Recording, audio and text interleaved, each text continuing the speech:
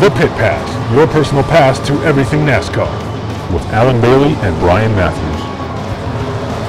Welcome on into the Pit Pass, your personal pass for everything NASCAR. I'm Alan Bailey. I'm Brian Matthews. And it's a big day in the world of NASCAR. The 25 nominations for the 2013 NASCAR Hall of Fame were officially announced just a little over an hour and a half ago. Any surprises in there?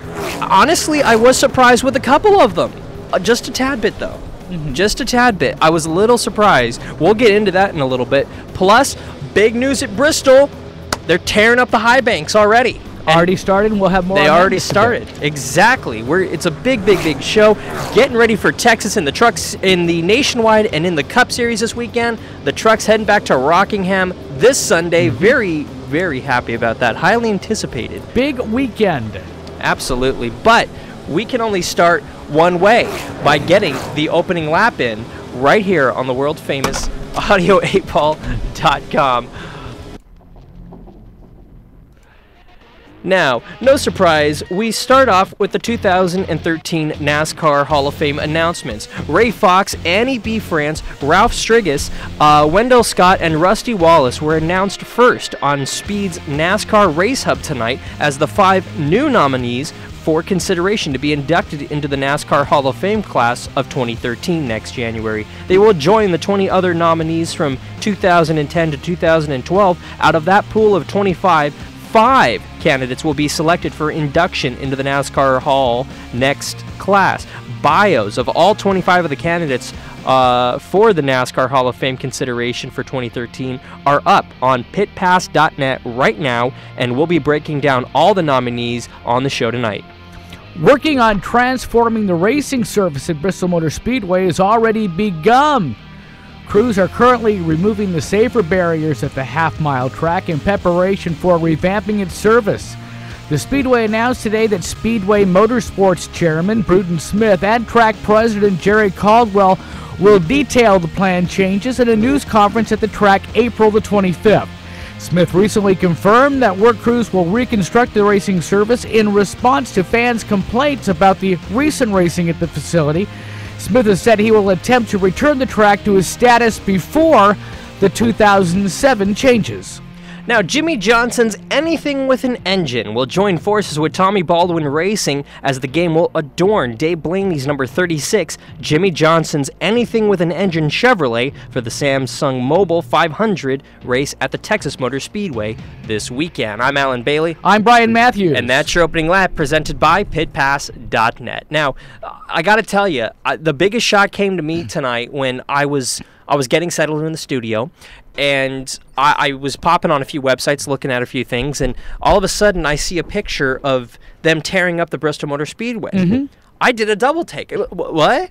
We weren't expecting that this early. No, we weren't. But we were also talking about Bruton Smith getting his racetrack together for the next race, something he made as a promise when he initially came out.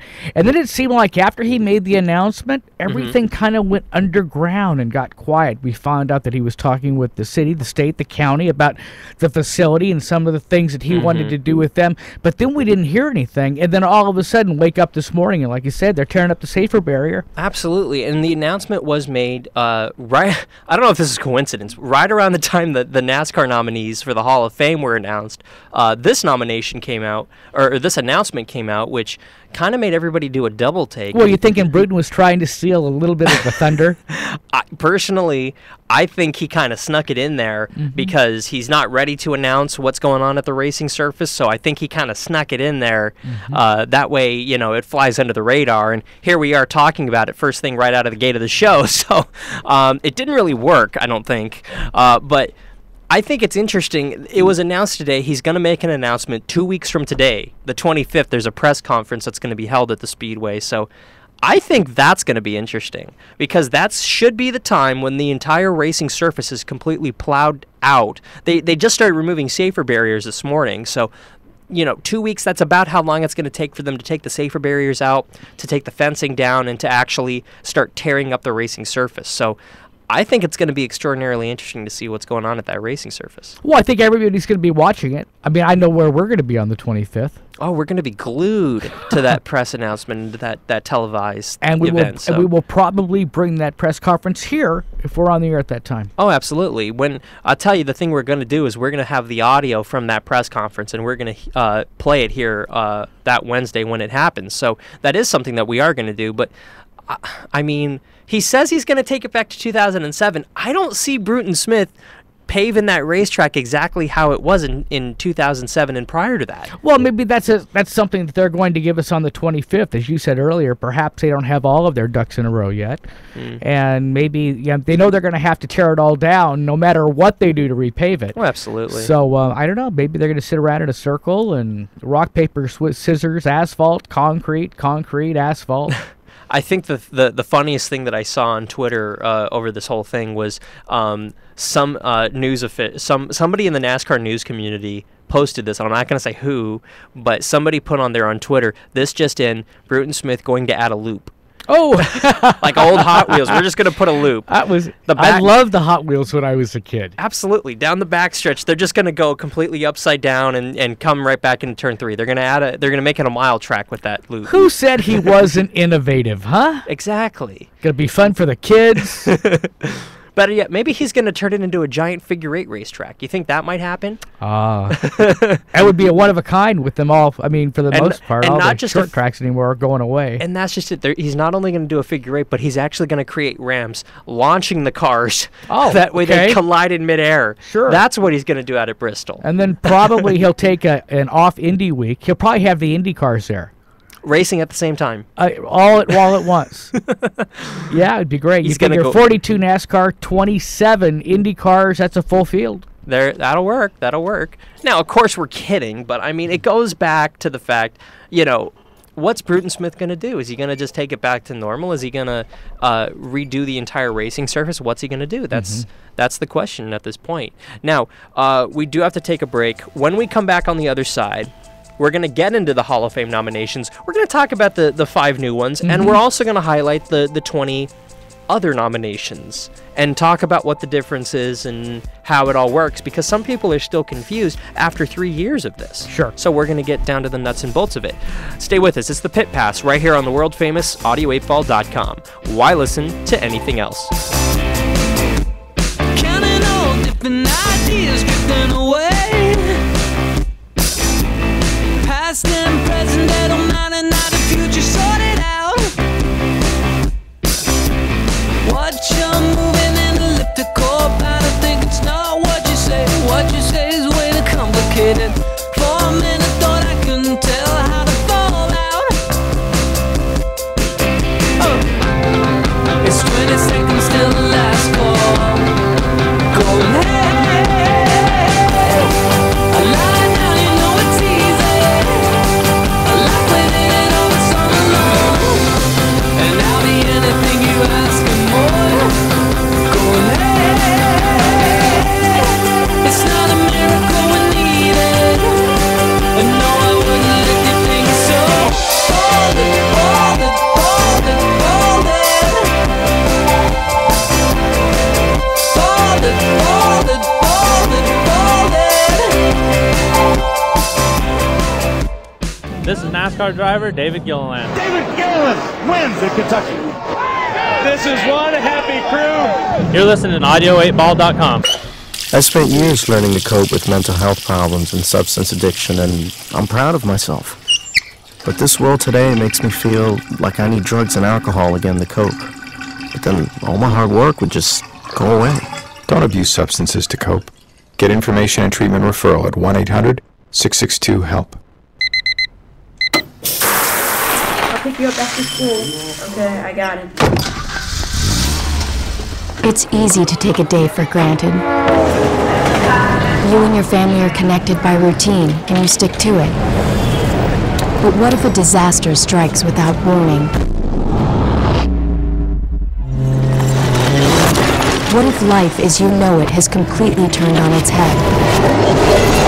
What if your day's routine is disrupted and you can't reach your family? Have you planned for that?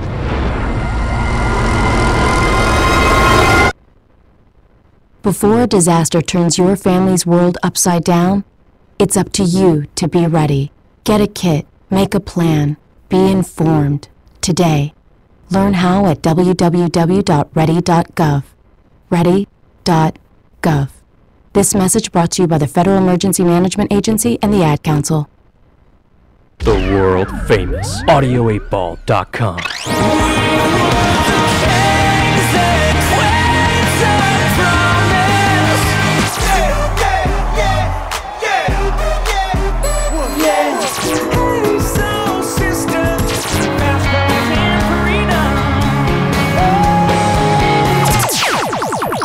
The world famous audio8ball.com. Why listen to anything else? That I am gonna see. Nobody else could miss her, not half as much as me. She cried so when I left her, it like them broke my heart. And if I ever find her, we never move apart. She's the sweetest little rosebud that Texas ever knew. Her eyes are bright as diamonds, they sparkle like the dew. You may talk about your Clementine and sing of Rosalie, but the yellow rose of Texas is the only girl for me. Hi, everybody. It's a Pit Pass. Here we are on Wednesday, 13 past the hour. I'm Brian Matthews along with Alan Bailey. Alan, could you have not picked a more contemporary version of the Yellow Rose of Texas? Heaven forbid, it's like I'm part of the cavalry and I'm saying goodbye to my girlfriend for the last time because I'm going to fight. What is that all about? We're going off to war this weekend in Texas. Oh, my gosh. Let's go find a still. What is that all about? That's what we're going off to Texas this weekend. So Alan, trying to find some Texas songs. Alan asked me behind the scenes. He goes, "I gotta have a Texas song. I gotta have a Texas song." And I'm going, okay. Well, Yellow Rose of Texas. We had another suggestion. And so anyway, he says, "Oh yeah, I found it." So then we're both kind of kicking back this thing, and my gosh, it was the 1842 version of. The original version of the Yellow Rose of Texas. You and I have had this conversation. We prefer old school songs. This is really old school. Oh, man. It's old school. That school's been out for a long time. It's been out for a long time. I'll give you that. Welcome back to the Pit Pass. That was a one-room school that ain't there anymore. Welcome back to the Pit Pass, your personal pass for everything NASCAR. Now, talking about the 25 nominations for the 2013 NASCAR Hall of Fame finalists. Now, are you ready for this? I'm going to list them here. You have Buck Baker, who's the first driver to win consecutive NASCAR series titles in 56 and 57. You have Red Byron, who won the first championship in 49. I was going to say 79. It goes back quite a ways from that. You also have Richard Childress, 11-time car owner in NASCAR's top 3 series. You also have Jerry Cook, who's a 6-time NASCAR modified champ, which is cool to see Jerry make the class this early, in my opinion. You have Tim Flock, who's won 2 NASCAR Sprint Cup Series championships. Ray Fox, legendary engine builder and owner of cars. He's had drivers such as Buck Baker and Junior Johnson, just to name a few. You have Annie France. She not only helped build the sport with Bill France Sr., but she's known as Annie B. First woman to be nominated into the NASCAR Hall of Fame. I think it's only fitting that it's her. Because, in my opinion, and I'm not just saying this because I'm trying to butter up to somebody, but behind every man is a great woman. That's correct. And, in my opinion, NASCAR would not have succeeded without Annie France. She was counting tickets. She was doing the financial side of things while Bill was out promoting. Well, and that's it. I mean, and she was also raising children on top of everything That is correct. That is correct. Now, going back to the list, Rick Hendrick, 13 NASCAR championships in the top 3 series. You have Jack Ingram, 2-time NASCAR Nationwide Series champion, 3-time late model sportsman champ. You have Bobby Isaac, who's the 1970 NASCAR Premier Series champ in the Sprint Cup Series. Fred Lorenzen, 26 wins, Daytona 500 winner, and the World 600, Coca-Cola 600 now winner.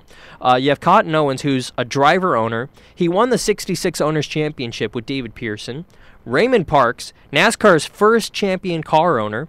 You have Benny Parsons, who's the 1973 NASCAR Sprint Cup Series champ, and he's also has quite a resume in the broadcast booth as well after he retired. You have Lee Richards, who's a former NASCAR executive. He's the former president of Riverside International Raceway. You got Fireball Roberts, who's a 33-time NASCAR winner, including the 62 Daytona 500. You have T. Rain Robertson. He actually helped raise NASCAR's popularity as R.J. Reynolds Tobacco Company's senior vice president. You have Wendell Scott, who's NASCAR's trailblazer, if we ever had a trailblazer. First African-American NASCAR Sprint Cup Series, not only driver, but winner. Wow. He won in the Sprint Cup Series back in the 60s, and he's the first to be nominated into this NASCAR Hall of Fame. Ralph, I can't say his last name. Seagraves. It's Seagraves. Ralph Seagraves, who formed the groundbreaking Winston NASCAR partnership as an executive with R.J. Reynolds Tobacco Corporation. You also have Herb Thomas, who's the first two-time NASCAR Series champion, 51 and 53. You have Curtis Turner, who's been called the Babe Ruth of stock car racing. This guy was Dale Earnhardt, Richard Petty, Jimmy Johnson, Jeff Gordon, and Tony Stewart all rolled into one when NASCAR was first incepted in the 40s. You also have Rusty Wallace, who is one of the new nominees. He won the championship in 1989, and he's won about 55 Cup races. You also have Joe Weatherly, who's a two-time NASCAR champion. He won about 30 or 40 races. Good friend of Curtis Turner's as well. And, of course, you have Leonard Wood, who is a part-time owner, former crew chief for the Wood Brothers. He revolutionized pit stops. Yep. Took pit stops from 2-3 minutes to 30 seconds. And now we're doing them sub 12 seconds in some cases. So those are the 25 nominations for the 2013 NASCAR Hall of Fame. Okay, so then tell me, of the new 5, Ray Fox, Yes. Ed B. France, Ralph Seagraves, Wendell Scott, Rusty Wallace. Why did you have such a problem with Rusty Wallace? You know what? I don't have a problem with Rusty because, frankly, everybody, these 25 nominees, frankly, they all deserve to be in the Hall of Fame. The debate is not whether they should be in the Hall of Fame. The debate is simply who should be in the Hall of Fame first, which has been the big problem ever since the Hall of Fame was announced a few seasons ago. But you always have that when you have the inception of something new. We saw that in the Rock and Roll Hall of Fame. There are so many great acts that, in fact, now the Rock and Roll Hall of Fame, they're actually going back, and a lot of the lead singers were in, but their groups weren't. Smokey Robinson was in without the Miracles. Now they're putting the Miracles in. Gladys Knight was in without the Pips. Now the Pips are going in. It's always a problem. We're seeing that with NASCAR. It was something that they've just put together in the past few years. So, I mean, you're going to have people that are a little disgruntled. I just don't know why, when we were talking before the show, you were so... I mean, I'm not exactly a Rusty Wallace fan. Don't let me go there.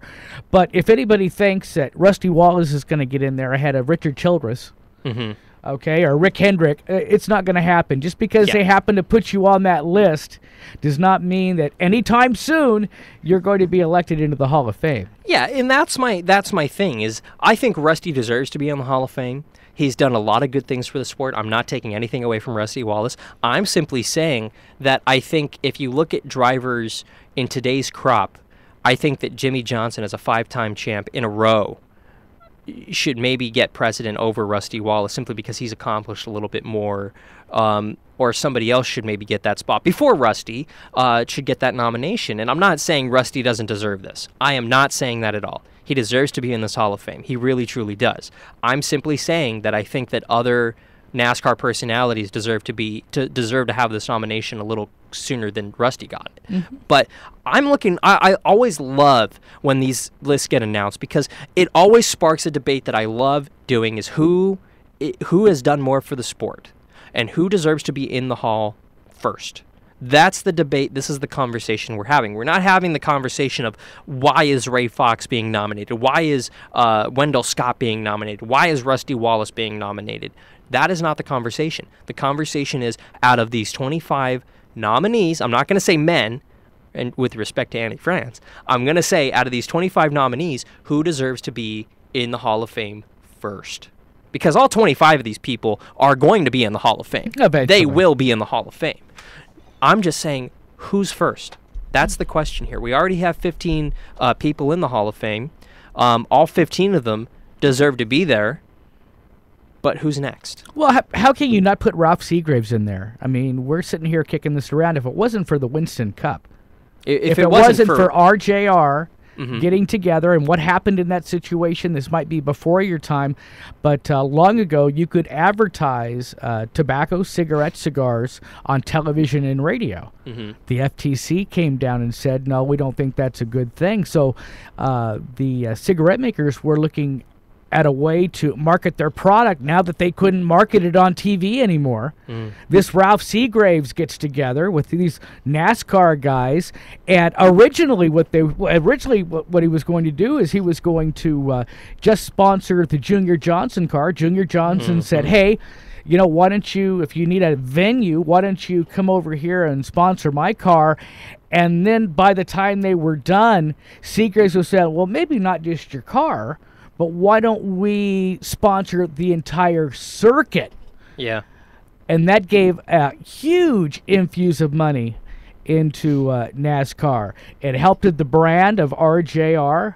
And for the longest time, again, up until we've had the changes probably within the last 10 years, it was always the Winston Cup. Exactly. And really, it helped in the fact of the matter is, RJ Reynolds Corporation, through Winston, the Winston sponsorship, it helped to take NASCAR, frankly, from the 8th page of the sports paper to the front page, because it added legitimacy to the sport. It added a lot of money to the sport, and a lot of marketing, and a lot of branding, and it also helped to get NASCAR from those grassroots, backyard racing setting to the front page, to the Daytona Speedway, to these big tracks that really help to take NASCAR from that local southwest, or southeast setting to racing in California and racing in Las Vegas and racing in upstate New York and racing all over the country.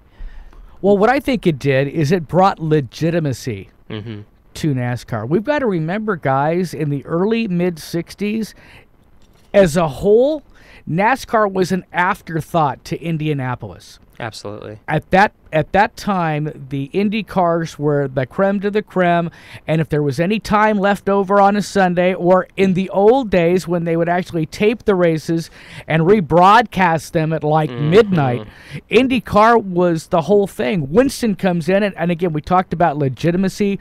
We talked about getting more fans involved.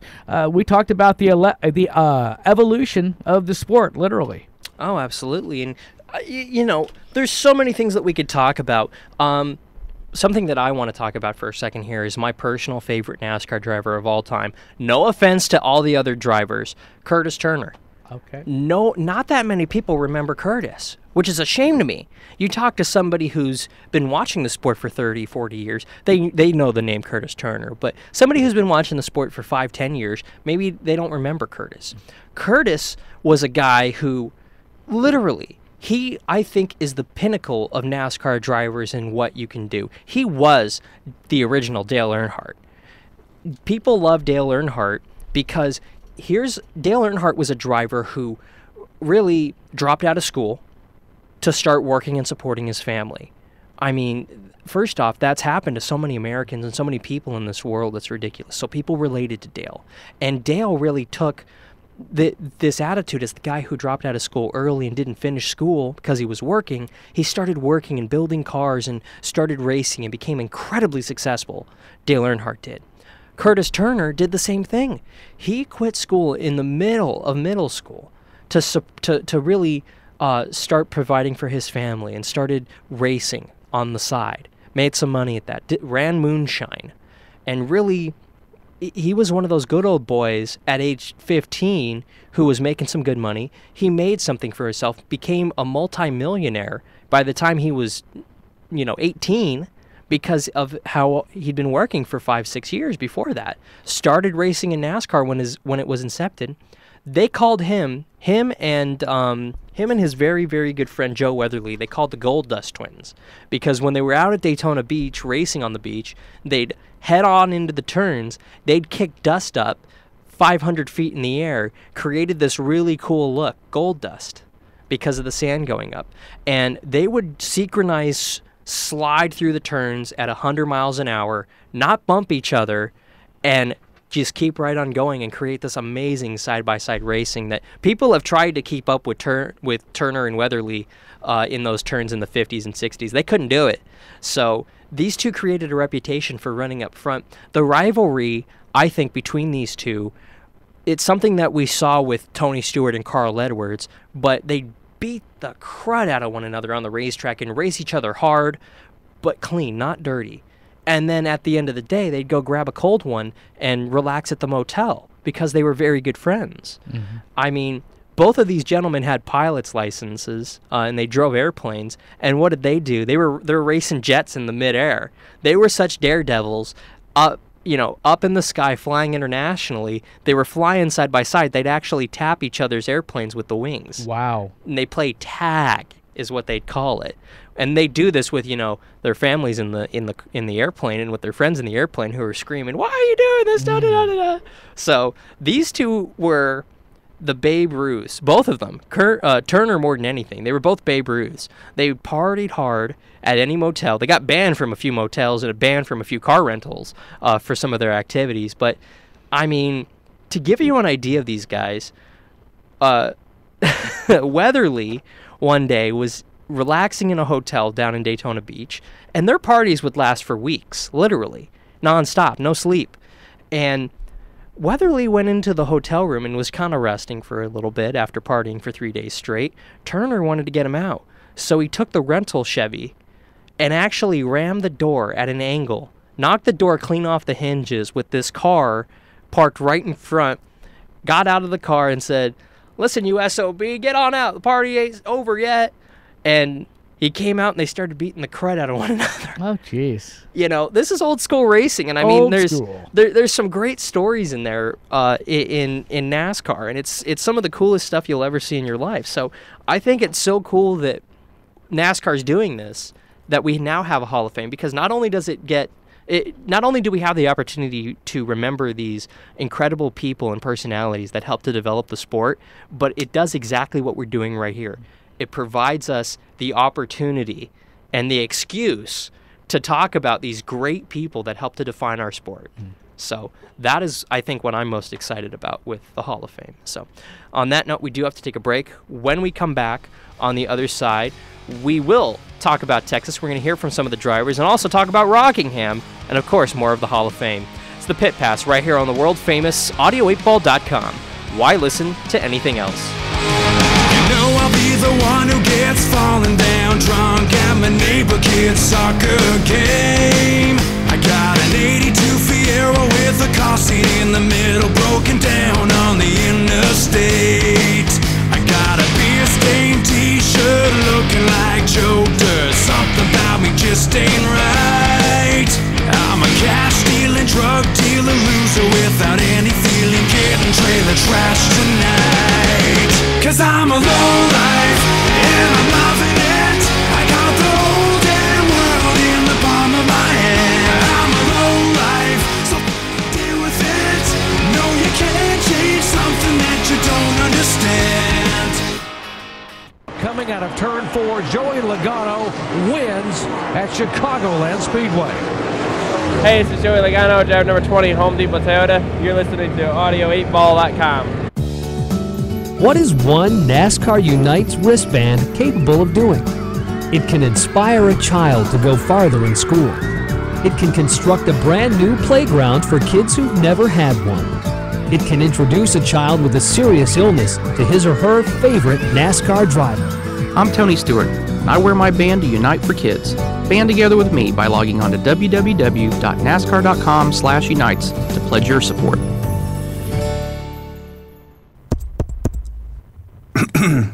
Hello, car of teenagers. If you don't mind, I'm only going to broadcast this out of the speaker on the passenger side so we can talk without the driver listening in. Okay, now that we're alone, we can talk about your friend's driving. It's okay, he can't hear us. Now, I'd never say this to his face, but he might be the worst driver in the history of the world. You should say something witty. Make a joke about the airbag or something. Hearses are funny, too. You could make a joke about hearses. I better say something to the driver real quick so he doesn't get suspicious that we're talking about him. Still talking to the passenger. Not about you at all. Just going to be one more minute. He is totally going to get you killed. Find other interesting ways to speak up against reckless driving by visiting our website at speakuporelse.com. Because it doesn't matter what you say, just say something. Brought to you by the Ad Council and speakuporelse.com. There comes a time in every man's life when he has to say, you know what? I don't care. Audio8ball.com.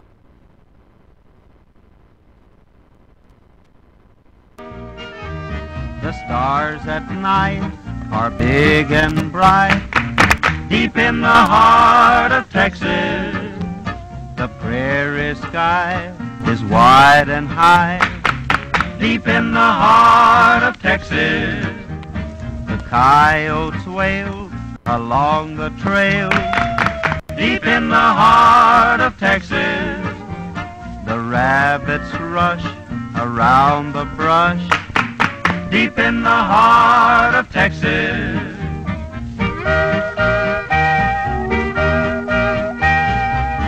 Welcome back to the Pit Pass, your personal pass for everything NASCAR. Yes. We're going to Texas, so, you know, it's my goal to find a song about Texas that's current. Current, yes. Current. I think I'm gonna fail at this one. It's been tough. It's been futile at best, Bailey. It has. I'm fine. But you know what? I like the classics, so this is a little too classic, maybe. I don't know. Great. Well, it is 33 past the hour, so you know, here we're gonna talk about the race this weekend a little bit, because Texas, you know, we've touched on it a little bit all week. This is a different racetrack at night. Intermediate track. Well, they're going to be racing at night. It's a mile and a half. The qualifying is going to be on Friday? Yes. And are they going to qualify into the lights, or they qualify in the afternoon? Sunset into the night. Okay. One of those things. One of those twilight. Yeah, more or less. So who's gonna have the advantage coming out when they do the draw? Are they gonna take best times in qualifying and line them up that way? Well, no. Here's what it is when it starts. When qualifying initially starts, what they do is, like it's been for every other qualifying session, it's by your practice time. So if you qualified first, you're the very last guy to go out. If you're the second guy, you're the second to last guy. If you're the slowest guy on the track, you're the first guy out. You're just there. inverted. So sure. It's inverted, yes. So I mean, it's always lent itself to interesting scenarios, because the idea is maybe some guys are sandbagging in practice to start a little bit, you know, later or earlier. But in this case, it behooves you to start as late as you can in the qualifying, so you want to be as fast as you can. You want to be that first guy, which means you're the last car on the racetrack initially. But I mean, some guys sandbag, which has been always interesting to me, because it's always created this kind of drama when it comes to qualifying. Well, again, I guess I would guess too on the setup that they've been working on. I'm sure there's some of those that know that they're going to be the first out, so the setup on a cold track, it's going to be what it is, and then you have the other side that know they're going to be, you know, towards the late evening, and know their setup's going to be totally different. They probably don't set up for both, I'm thinking, right? Oh, absolutely. And you know, it always goes to, you know, most guys, here's what they do. Most of them do tire pressures, and that's how they change the car, because it's not too hard to change a tire pressure on a car, because you do it before the pit stop. It doesn't ultimately affect the pit stop time. That's what's ideal. But tire pressure alone will not change the setup of a car to go from day to night.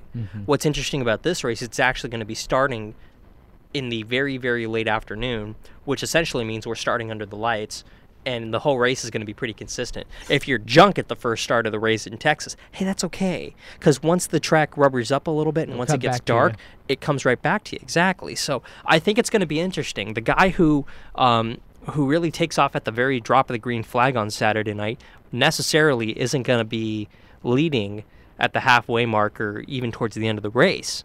He might have a junk car at night and a good car during the day. So, I mean, it's going to be interesting to see what this weekend's going to hold. It's our first official night race, which is wacky because we finished the Daytona 500. 3 a.m. local. So, I mean, I don't know. It's going to be interesting to see what the first official night race does. But that's a question that we get all the time is what qualifies as a night race?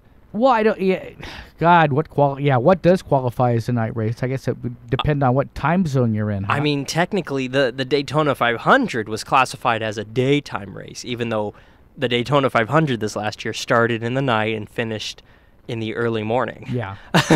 That was technically a day race. In case you were, confused, that the lights were just there just because we had multiple suns out that morning, and they were all focused squarely on the racing surface.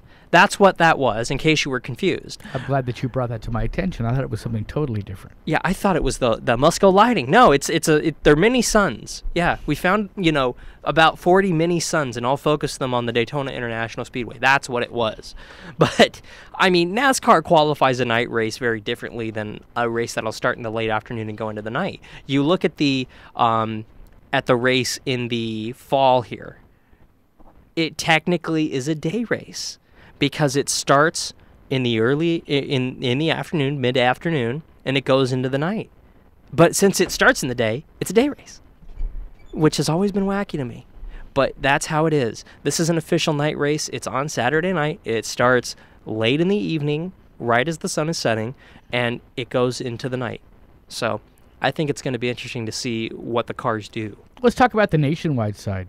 Oh, absolutely. The nationwide, they're going to be on track on Friday. That is going to be a night race because Cup cars are going to be wrapping up right as the sun is setting with their qualifying session. And when the nationwide get on track after the pre-race ceremonies and what have you, it'll be full-on night. The lights will be up, and it's going to be interesting to see who's going to go to the front. Now, you look at the nationwide series as a whole. You had in the first three races, you had nationwide only drivers win those first 3 races, and then you go out to California. Joey Logano wins that race.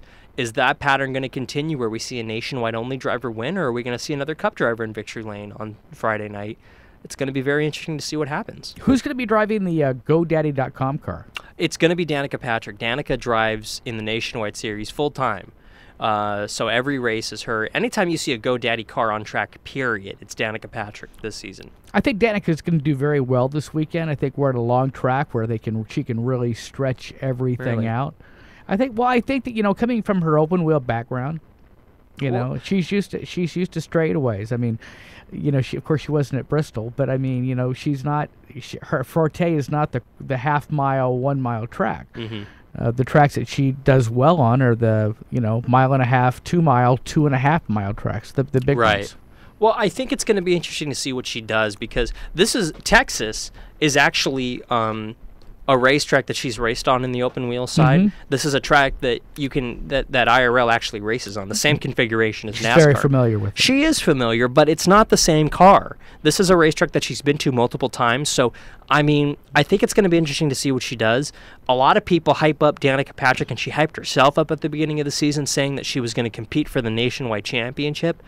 Clearly, she's not a contender this year, and I think it goes back to the simple facts. You take away the fact that she's Danica Patrick and da-da-da-da-da-da-da. She's a driver. She's a driver who's been driving part-time in the Nationwide Series for the last 2 seasons, really only has a couple top 5s, really. Hasn't really had that strong run that is a contender for the win yet, and she's still learning. In my mind, she still has that rookie stripe on the back bumper because she hasn't raced full-time in NASCAR, period. This is her first full-time season. So I don't think she's a contender for the championship, obviously. I think she's a contender for a top 10 finish in the points. I think she's a contender for 1 or 2 race wins later on this season, but right now she's still learning and she's still developing her driving style. I think the top 10's fair. I think that's fair for her. It would be nice to see her win. It would be nice to see her draw some consistency. But, she's kind of going both ways right now, Part of it is I got to bang to win, and the other side is because of last year, she wants to finish. And that was a problem she had last year with the DNFs. For one reason or another. In fact, she had one earlier this year within the first 50 laps. So I think she's got that on her mind also. I think for her, I think in her mind she hyped herself up so much with, I'm going to compete for the championship, this, that, and the other, that now she's kind of taking it all back, and now in her mind she's worried that, hey, maybe I'm not the driver I think I am. I think that's going through her mind, but I also think, hey, maybe I need to shut up the media a little bit and prove that I'm a good driver. And I think she's a good driver. I don't think she's as great as the media and fans are pointing her out to be, but she's a decent driver. She just needs to get more experience under her belt, I think, and get some more laps under her belt. I think this time next year, she will be competing for the Nationwide Series title. But again, if she goes in with that, that mentality, she's not going to be doing that. Do they have a game plan already set for next year, or is it depending on how she does this year as far as stepping up?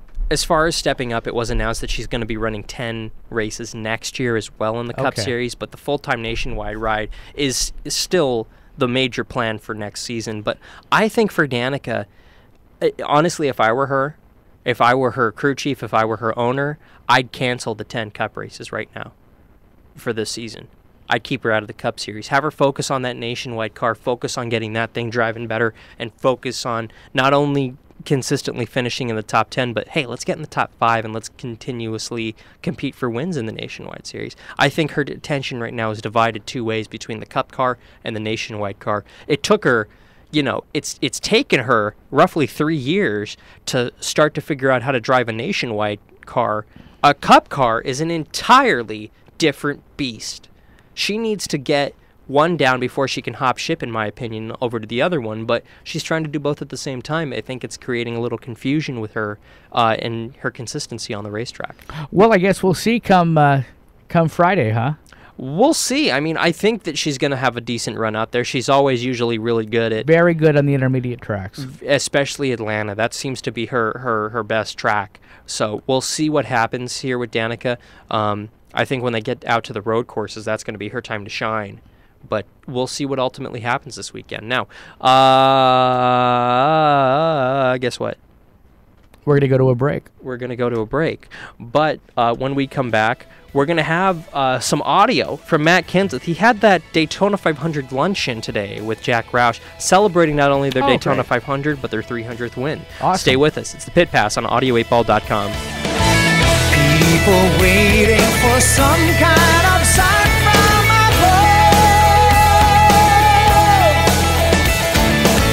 lost in the shadows of doubt, need a message of love. Nothing is certain in uncertain times. Hard to see beyond the greed and the crime, where the faithful refuse to give up. Homeless and hungry survive just enough. Learn to smile through it all, they are blessed from above. Never stop believing change will come. There's a city of hope beyond all fears, where miracles happen, where truth can be heard. Don't you wanna go to the city of hope? Where you might think this was a highly organized group, but trust me, it's not. audio8ball.com. What is one NASCAR Unites wristband capable of doing? It can inspire a child to go farther in school. It can construct a brand new playground for kids who've never had one. It can introduce a child with a serious illness to his or her favorite NASCAR driver. I'm Tony Stewart, and I wear my band to Unite for Kids. Band together with me by logging on to www.nascar.com/unites to pledge your support.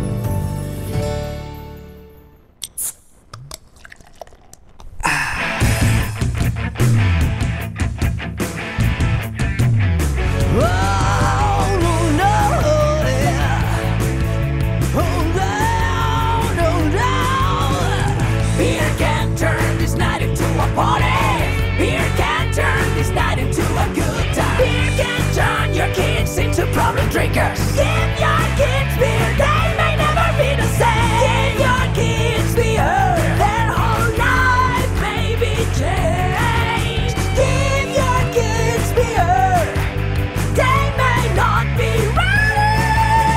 prepare for those memorable moments when you introduce your child to potential alcohol abuse. Remember that the younger he starts drinking, the more likely he is to abuse it. Don't give alcohol to your kids. To learn more, visit www.foryourchild.org or call 1-877-767-8844. A message from Mothers Against Drunk Driving and the Ad Council. Whoa, a real live robot. Or is that some kind of costume? Bite my shiny metal. Audio8ball.com. It doesn't look so shiny to me. Shinier than yours, meatbag.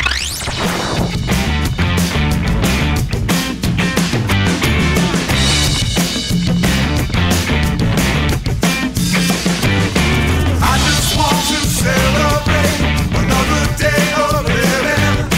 I just want to celebrate another day of life. I'm begging the people, but the people let me down.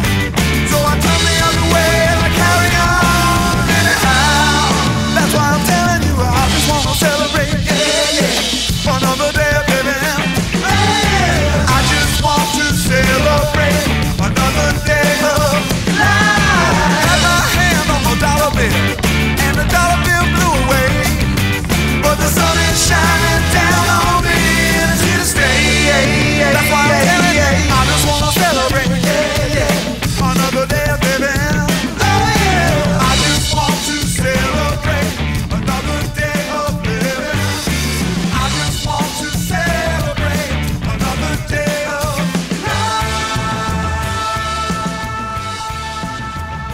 Welcome back to the Pit Pass, your personal pass to everything NASCAR. I'm Alan Bailey. I'm Brian Matthews. Finally, you bring up some music. Finally, you come up with a cover that we can actually bounce to. See? It's amazing what It's amazing what you can do when you use more than 2 chords.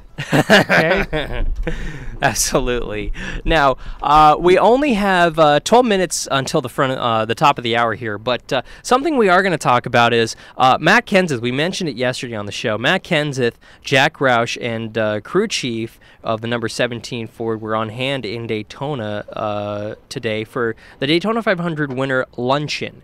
This usually happens the Monday after the race, but since the race happened on a Tuesday night, yes, the dinner the breakfast kind of got pushed back a couple months. So. The weatherman messed everything up. It got pushed back just a little, but no, Matt Kenseth was on hand in Daytona. He not only had breakfast with everybody out at the speedway, but with a number of fans who purchased tickets to the luncheon. Now, it was pushed back for a few reasons, but the major reason is fans who fly in internationally from all over the world for this race buy tickets to this breakfast. And obviously, they couldn't stick around too long. A lot of people didn't get to go to the 500 because it was on Tuesday instead of Sunday. So they pushed it back a while so people could make arrangements, which they did. So we're going to play some clips here, but I want to talk about Matt Kenseth here. He was talking about something that we've kind of been mentioning a lot around here lately, and that's the Hendrick Motorsports. And I don't want to say they're misfortunes, but they're bad luck, let's just say, for the last season or so here. It's Matt Kenseth. Here we go. Well, it's been a good start to the season for sure. A lot of things going to point standings. All that matters is your finish, and obviously some of the other guys, when you think of, you talk about Hendrick, when you think about some of their races, I don't think they're in trouble. They were going to win Martinsville. They had first and second way away, and the car stopped on the track and blew that. And Casey's had a terrible run of luck, but he's already had 2 poles. They've been really fast. So Dale Jr.'s right up there in the points. He's been a contender every week. So them guys are really strong. They just had some misfortune along the way. That's Matt Kenseth talking about Hendrick Motorsports and their misfortune for the year so far. And I think it's funny. That's the first thing that came up in the Daytona 500 breakfast. I mean, in my mind, hey, by the way, Jack Roush, 300 wins in NASCAR with this 500 win. Matt Kenseth wins his second Daytona 500. Their team is running pretty consistently in the top 5 and top 10 every week. But let's talk about Hendrick. Okay. It's a NASCAR conspiracy. We got to talk about Hendrick all the time. He's got something on his mind. Oh, no kidding. But no, Matt Kenseth eventually started talking about his race, but it was Jack Roush who kind of broke the mold and started talking about Daytona and the whole weekend as a whole, despite the bad weather. It's Jack Roush. Well, it gave us confidence. The way that all the cars ran at Daytona gave us confidence that the momentum that we had going from the end of 2011, that we were able to maintain that and hadn't lost it as we started 2012. It was one of the best Daytona weekends we'd ever had. Cars ran well. We had 3 of the top 4 qualifiers based on Matt winning one of the twin 150s. And Greg and Carl being on the front row. So all of our Fords were good, and our team cars were especially good at Daytona this year. Restricted racing had not been one of my favorite kinds of racetracks, but I'm changing my mind about it.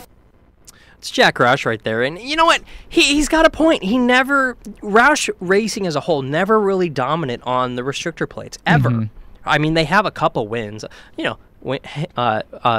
nudge, a couple Daytona 500s, but really, I mean, they go down to Talladega. They really haven't won at Talladega in a while. They really don't win at Daytona in July that often. So, I mean, you kind of see why they don't like restrictor plate racing too much. But I have a feeling his attitude is beginning to change a little bit. Yeah, and that's the thing. When Roush wins at a restrictor plate track, they win at a restrictor plate track, you know? Once the Cat in the Hat figures it out, you are in some trouble. Yes. And you know what? Something that was interesting is he brought up the 2013 Ford Fusion, which was announced, it seems like, in Daytona. Really, they announced this really early on in the season, and he was talking about what the car actually means to not only the team, but to the Ford brand as a whole. Well, we're really excited about the brand identity that's carried forward to the fans for everybody to see. You know, with the 2013 Fusion, it's a new car for Ford, and of course, it's a new race car for us, and we're real excited about that. There is a degree of apprehension because, you know, with the number of years we've had with the existing configured car, we pretty much understand what to expect from it from an aerodynamic point of view, and we found most of the answers that were easy to find. The things that we don't understand about the car now are very small impact on the performance of it, and we have to go rebuild the database to get ready for 2013. But the 2013 Ford is just Fusion is just an awesome package, and if we can get the parity that we've had with the other brands through our development of it, in the time that remains, we'll be as competitive as we've been in 2013.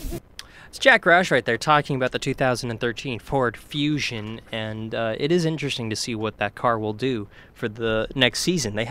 It's starting over for everybody, essentially, with notes and with everything, so it's going to be interesting to see what everybody can do with the new car next season. Now, Mr. Brian Matthews. Yes. We have to get in the closing lap. The show is winding down, and we start with this. Ray Fox, Andy B. France, Ralph Seagraves, thank you.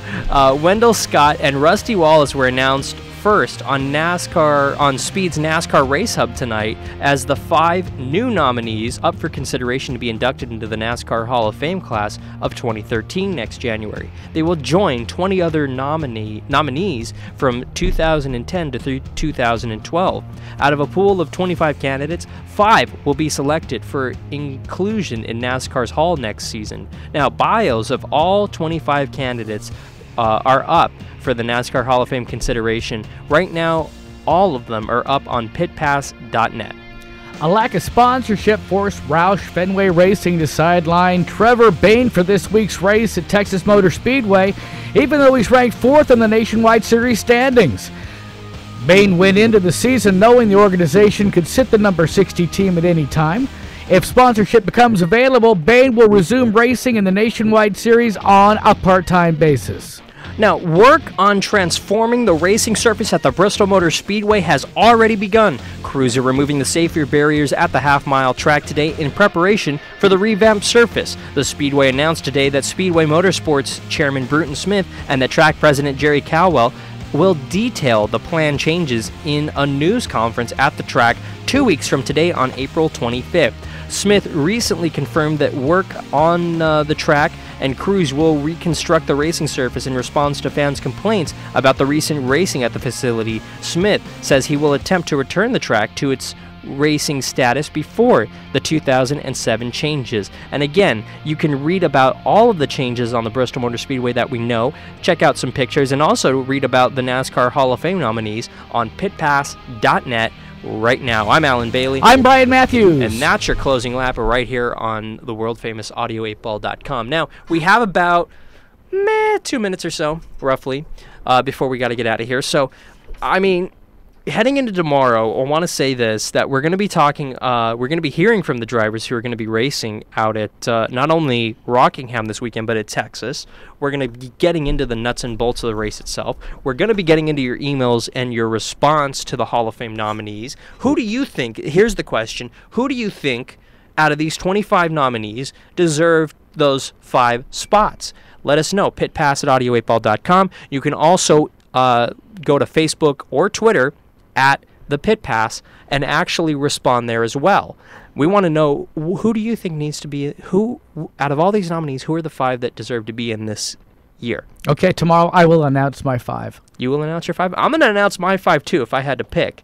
And through a fan vote, you could actually help get somebody in. That'd be awesome. So we'll give you more information on that. Now, good stuff. You two can play at home. Yes. Now, I do want to say again, we said this already earlier this week, but we're going to say it again. We're not here next week. No, we're off next week. We are going to be at a convention, actually, out of town. We're not going to be in the Bahamas. No, not going to be the we Bahamas. We will not be in the Bahamas, no. Not going to Miami. Promise. Yeah. We're going to have an off week here, but, you know, we'll be back to recap the Kansas race 2 weeks from Monday, or a week from Monday, actually.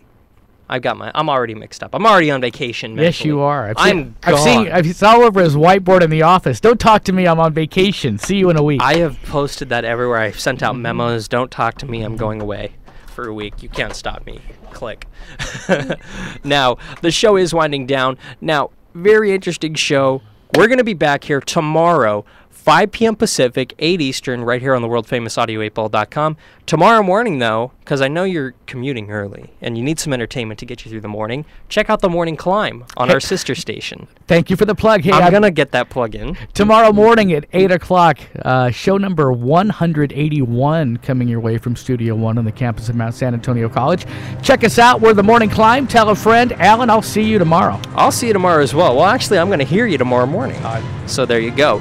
So for everyone here at the Pit Pass and audio8ball.com, I'm Alan Bailey. I'm Brian Matthews. We'll see you at the track. So long, everybody.